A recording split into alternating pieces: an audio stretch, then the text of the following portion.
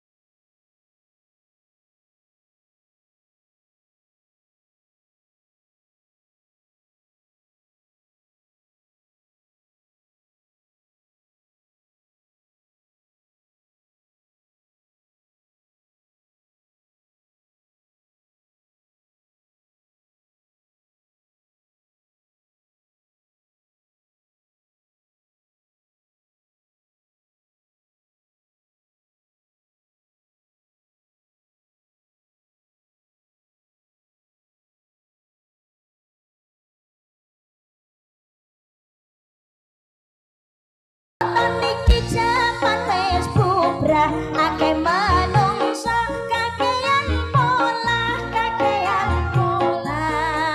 dijak ngaji kok padha wegah yen delok HP kok padha betah yen dijak ngaji kok padha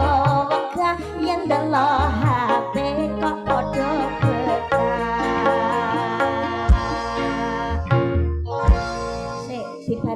dibaleni yo melu dadi backing vokal ngono lho sing banter dibaleni kok ngarep jaman niki jaman wis bubrah akeh menungsa kakean pola nah ngono mbok ngewangi yo senek yo siji-siji ngono kok yen dijak ngaji kok padha wegah yen delok HP kok padha kulino gitu tadi yen dijak ngaji kok padha wegah yen delok kok padha monggo salatullah salawullah ala taha rasulillah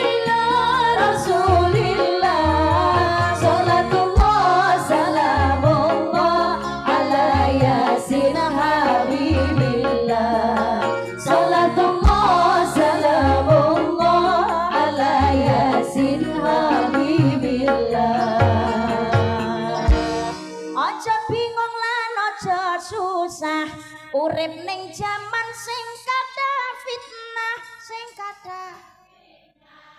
kurang kompak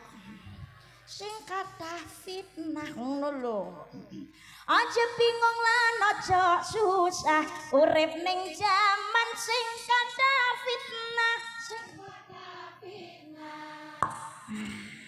nderek kiai nyuwun pitedah gondelan rapet ojo nganti owah nderek kiai nyuwun pitedah gondelan rapet ojo nganti owah salatullah salamullah ala toha rasulillah salatullah salamullah ala yasin habibillah salatullah salamullah ala yasin habibillah jaman akhir sing sregep ngaji manut dawuh para kiai selawate aja nganti lali lali mugi pikantuk syafaat jeng Nabi sholawate aja nganti lali mugi pikantuk syafaat jeng Nabi sholatullah